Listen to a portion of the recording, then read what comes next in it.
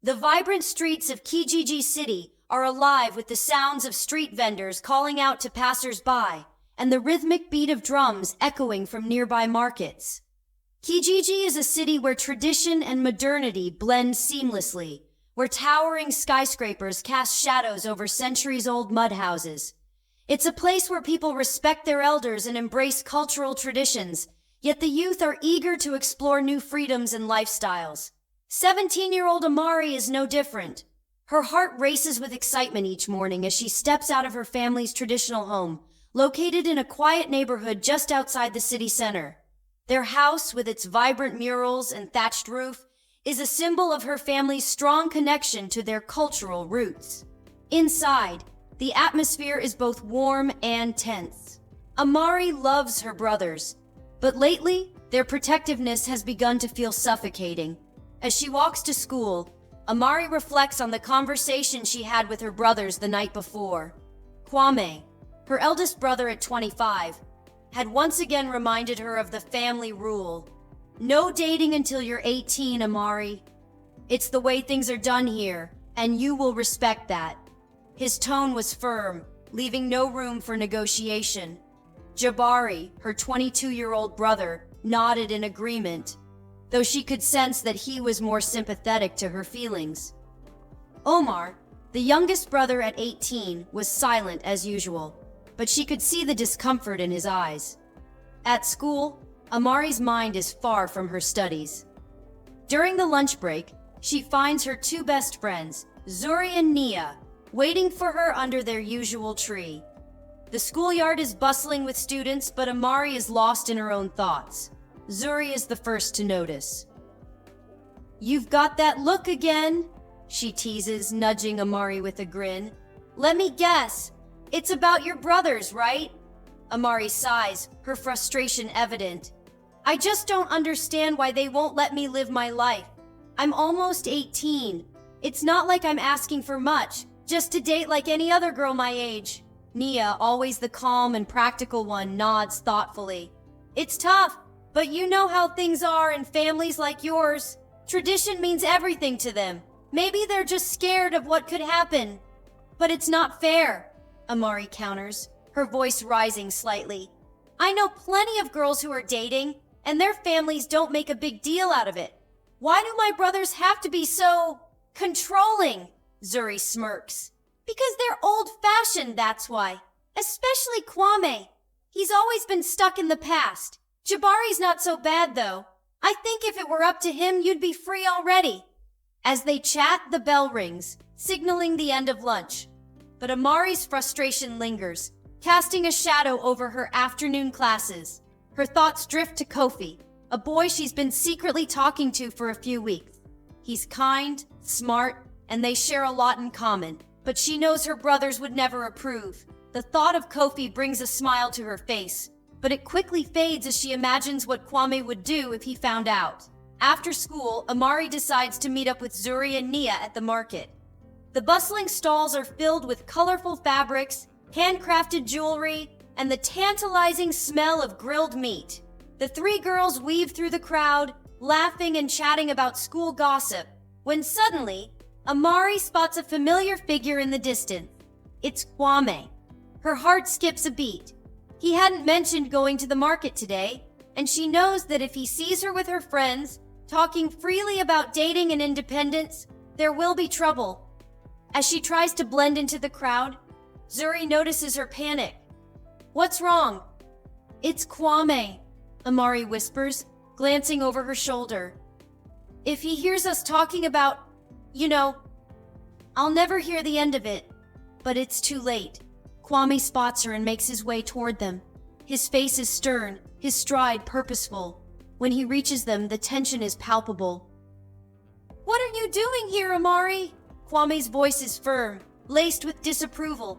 Amari opens her mouth to respond, but Zuri steps in. "We were just hanging out, talking about school," she says, trying to keep the conversation light, but Kwame's sharp gaze is fixed on Amari. "I heard you talking about something else," he says, his voice low but intense. "You know the rules, Amari. No dating until you're 18. We've been over this." Amari's frustration bubbles over. But it's not fair, Kwame. I'm almost 18, and I should be able to make my own decisions. Kwame's expression hardens. You're still a child in the eyes of this family, and you'll follow our rules whether you like them or not. Without another word, Kwame turns and walks away, leaving Amari standing there, her heart pounding with a mix of anger and sadness. Zuri and Nia exchange worried glances, but neither of them knows what to say. The tension between Amari and her brothers is growing, and it's only a matter of time before something breaks. The days after the encounter at the market are tense in Amari's household.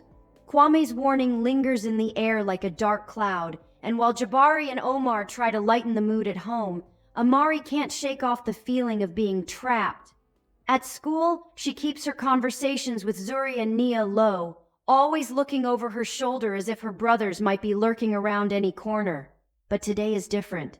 Today, she has decided to do something bold, something that feels like a step toward freedom. She's going to meet Kofi after school. Kofi is not just any boy. He's kind, thoughtful, and seems to understand Amari in a way no one else does. They had met a few months back in a group project, and since then, casual conversations had turned into secret notes passed in the hallways and stolen glances across classrooms. She knows the risk she's taking by seeing him in person, but the excitement of breaking free from her brother's control is too tempting to resist. As the final school bell rings, Amari quickly gathers her things and meets Zuri and Nia by the school gate. "You're really doing this?" Zuri asks, her eyes wide with both excitement and concern. Amari nods, her heart pounding. "I have to. I can't keep living like this, feeling like I'm under surveillance 24/7. I just want to spend time with him, just once." Nia, always the cautious one, speaks up. "What if Kwame or Jabari finds out? You know how strict they are. This could blow up in your face." Amari takes a deep breath. "They won't find out. I'll be careful." With that, she says her goodbyes to her friends and walks to the nearby park, where Kofi had suggested they meet. The park is a quiet place in the city, surrounded by trees and offering a little privacy from the bustling streets of Kijiji City. As she approaches the meeting spot, her heart races with a mix of excitement and fear. What if someone she knows sees her? What if word gets back to her brothers? But the moment she sees Kofi sitting on a bench, looking up with a smile that makes her heart flutter, all her worries seem to fade. He stands up to greet her, his eyes warm and inviting. "I didn't think you'd come," he says softly. Amari smiles, though her nerves are still buzzing. "I couldn't stay away forever." They sit on the bench, the gentle breeze carrying the scent of nearby flowers. For a while, they talk about school, about their future dreams, about things that seem far removed from the restrictions of Amari's home life. With Kofi, she feels like she can be herself, without the weight of tradition pressing down on her shoulders. But even as they talk, the fear of getting caught is always at the back of her mind. She keeps glancing around, making sure no familiar faces pass by. Kofi notices her tension and gently places a hand on hers. "You don't have to worry. No one's going to see us here." Amari wishes she could believe him, but the looming threat of her brothers hangs over her. "I wish it were that simple," she murmurs. "My brothers, they won't let me date until I'm 18, and even then they'll have opinions about who I should be with." Kofi frowns slightly. "I get it. My family's not as strict, but I know what it's like to have people tell you how to live your life." He pauses before adding, "But you deserve to make your own choices, Amari. You deserve to be happy." His words fill her with warmth, but they also bring a sense of urgency. She knows she can't keep this secret forever. Sooner or later, her brothers will find out, and when they do, she doesn't know what the consequences will be. As they continue to talk, time seems to fly by. Before long, the sun starts to dip below the horizon, casting a golden glow over the park. Amari knows she has to get home before it gets too late, or her brothers will start asking questions. Reluctantly, she stands up. "I have to go." Kofi stands with her, his expression a mix of understanding and regret. "I wish we had more time." "Me too," Amari says quietly. "But this was nice. Really nice." Before they part ways, Kofi gives her a gentle smile. Let's do this again sometime. I'll be here whenever you're ready. Amari nods, though she's not sure when she'll have the courage to meet him again. As she walks back home, her heart is filled with both happiness and dread.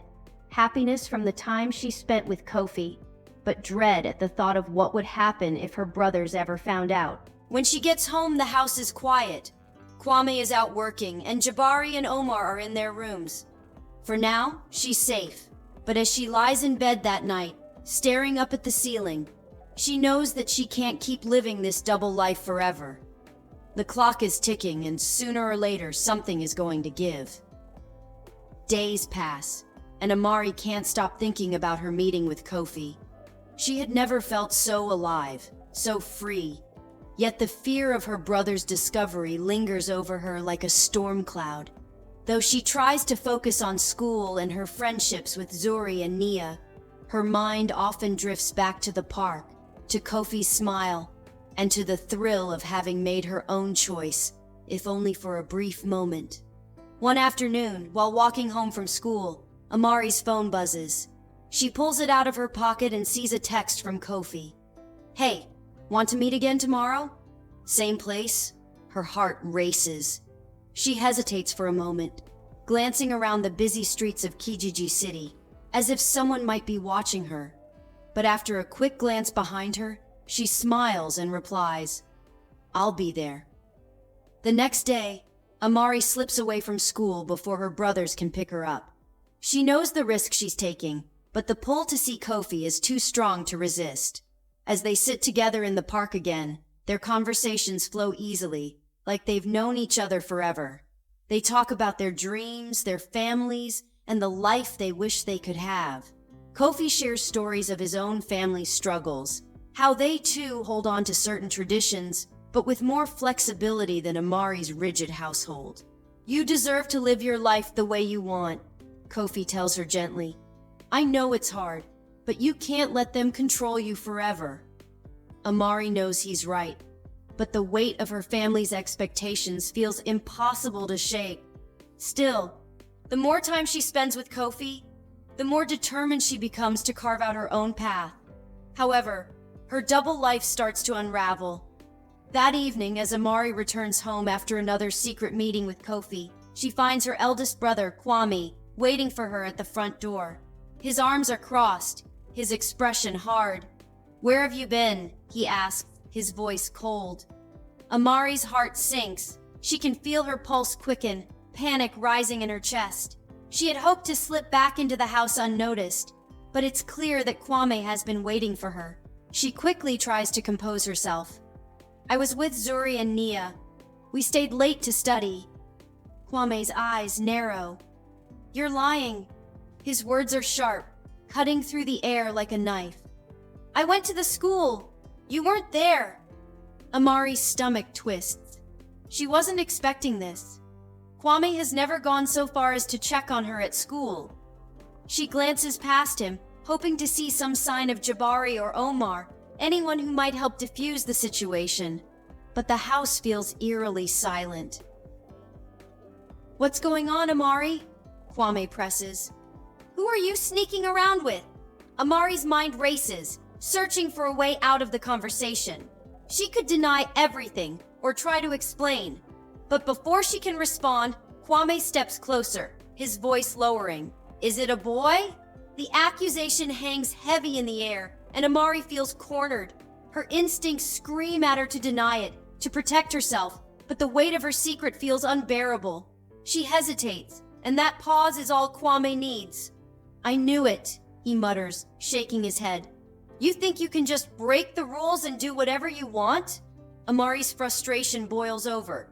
It's not like that, Kwame. I'm almost 18. Why can't I make my own choices? Why do you and Jabari have to control every part of my life? Kwame's face hardens further. Because we're trying to protect you. You don't understand what it's like out there. You're still a child, Amari. I'm not a child, she snaps, her voice trembling with emotion. I'm tired of you telling me what to do, where to go, who I can talk to. This isn't fair. The tension between them is thick, and for a moment, neither of them says anything. Kwame's face is a mixture of anger and concern. Amari can see the protectiveness in his eyes, but all she feels is suffocated. She wants to scream, to break free from the chains her brothers have placed on her life. Before Kwame can respond, the front door opens and Jabari steps out. His eyes flick between Amari and Kwame, sensing the intensity of the moment. "What's going on here?" he asks, his voice calm but serious. "Amari's been sneaking around," Kwame says sharply, not taking his eyes off her. "She's been lying to us!" Jabari's brow furrows as he looks at his sister. "Is that true?" Amari feels trapped. She knows there's no way out now, no point in lying. Her heart races as she takes a deep breath. "Yes," she admits quietly. "I've been seeing someone. His name is Kofi." Kwame's jaw tightens, but Jabari raises a hand, signaling for him to stay calm. "Amari," Jabari says gently, "why didn't you tell us?" "Because you wouldn't let me," Amari replies, her voice thick with emotion. "You've made it impossible for me to live my life the way I want. I didn't have a choice."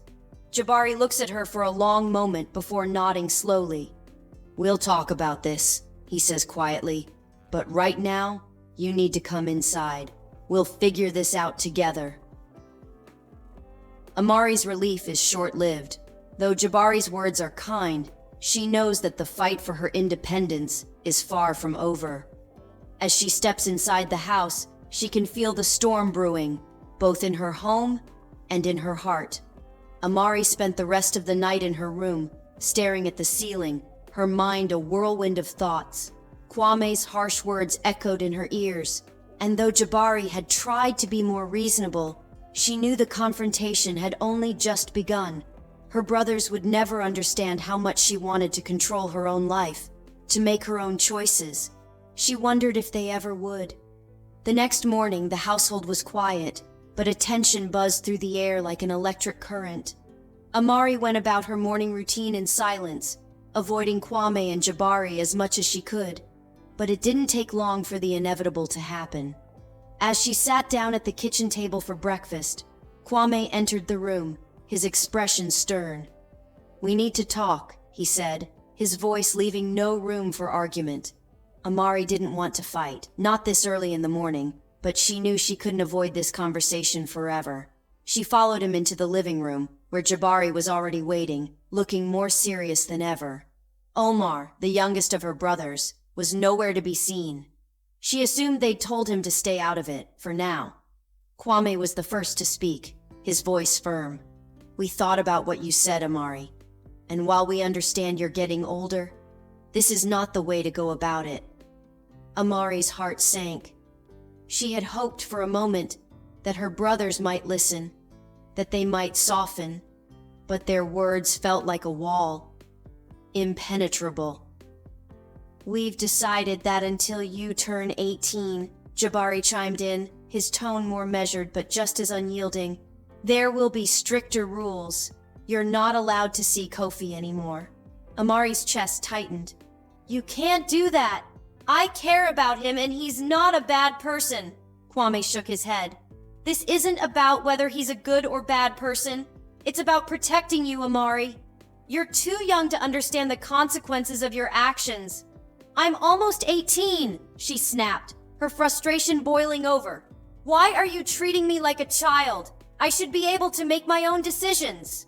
"You don't know what's out there," Kwame shot back. "The world is dangerous. Boys like Kofi will distract you from your education, your future." Amari's hands balled into fists at her sides. She had heard enough. "You don't get to decide who's good for me or what's best for my future. I'm not a little girl anymore." The room fell silent. Jabari and Kwame exchanged glances, but it was clear they weren't going to back down. Amari realized that her words weren't enough to change their minds. "You'll go straight to school and then straight home," Kwame continued, ignoring her protest. "No more meeting boys in secret, no more sneaking around." Amari's heart sank. The walls around her were closing in, and it felt suffocating. She knew arguing would only make things worse, but the thought of never seeing Kofi again filled her with despair. The next few days felt like a prison sentence. Her brothers stuck to their word. Kwame and Jabari took turns picking her up from school, escorting her home like she was a child who couldn't be trusted. Amari barely spoke to them, a growing resentment brewing inside her.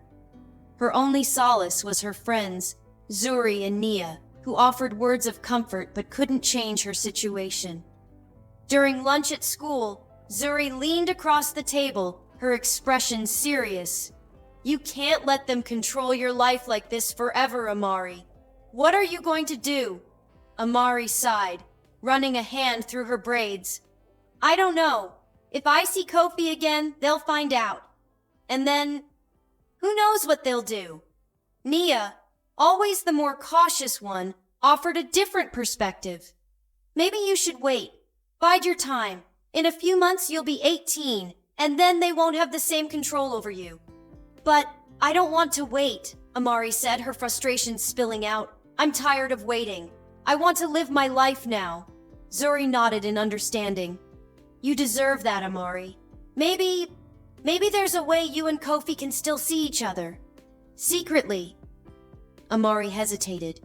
The idea of continuing to sneak around was tempting, but the risk was huge. If Kwame or Jabari caught her again, the consequences could be even worse. Still, the thought of never seeing Kofi again felt unbearable. He had become her escape, her one source of freedom in a life dominated by her brother's rules. Later that afternoon, as she walked home with Kwame trailing behind her, her phone buzzed in her pocket. She glanced at the screen when Kwame wasn't looking. It was a message from Kofi.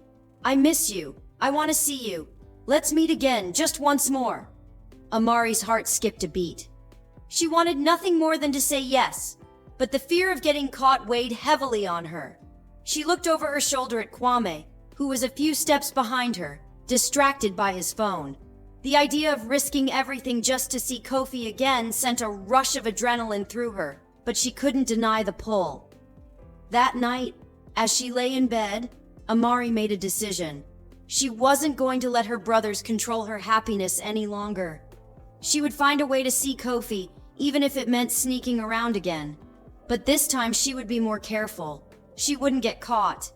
The day Amari decided to meet Kofi again was filled with nervous anticipation. She knew the risks. If her brothers caught her this time, it would mean serious consequences. But as she walked through the streets of Kijiji City, the thrill of finally doing something for herself overpowered the fear. She had made up her mind. She wasn't going to let anyone hold her back any longer. Amari carefully planned everything. Zuri and Nia had helped her create an alibi, telling Kwame and Jabari that she was staying late for a school project. They knew it was risky, but Amari was determined to see Kofi, even if it was just for a short while. As the sun dipped below the horizon, she slipped out of the house, heart pounding in her chest. The streets were quiet as she made her way to the park where she and Kofi had first met. The air felt cool, and the distant sounds of the city buzzed around her, but Amari was focused only on the moment ahead. When she arrived at the park, Kofi was already waiting. His face lit up when he saw her, and Amari's heart fluttered. For a brief moment, all her worries disappeared. She ran to him, and they embraced, holding each other tightly as if the world around them didn't exist. "I missed you," Kofi whispered, brushing a strand of hair from her face.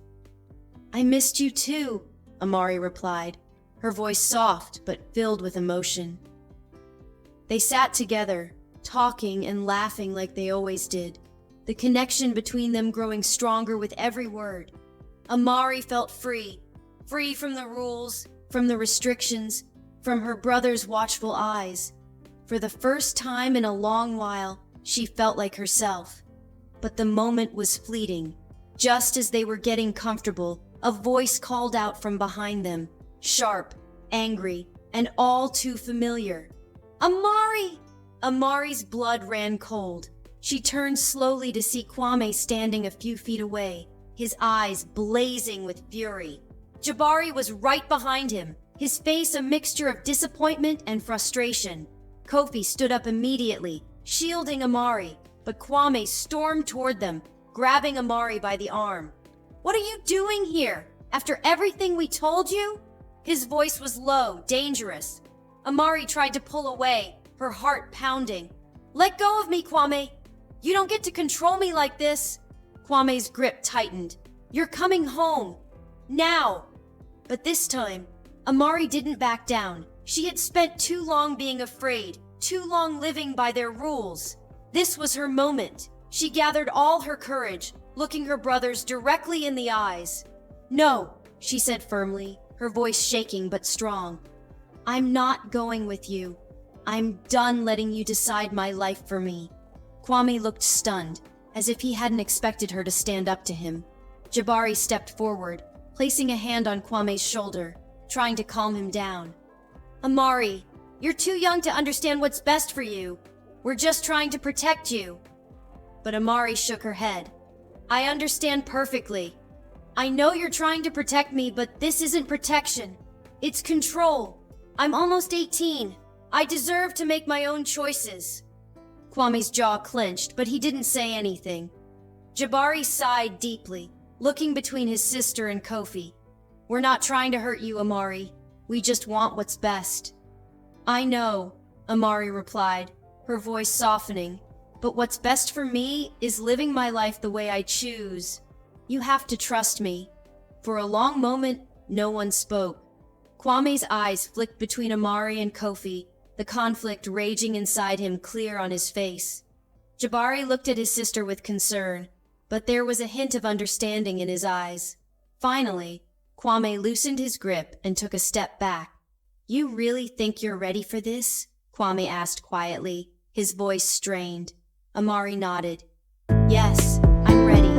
Jabari sighed again, then glanced at Kwame. "Maybe it's time we let her make her own decisions, Kwame. We can't keep holding her back." Kwame looked away, clearly struggling with the idea, but after a long silence, he finally nodded, his expression tight. "Fine," he muttered, "but don't come running to us if things go wrong." Amari swallowed hard, but she held her ground. "I won't, I promise."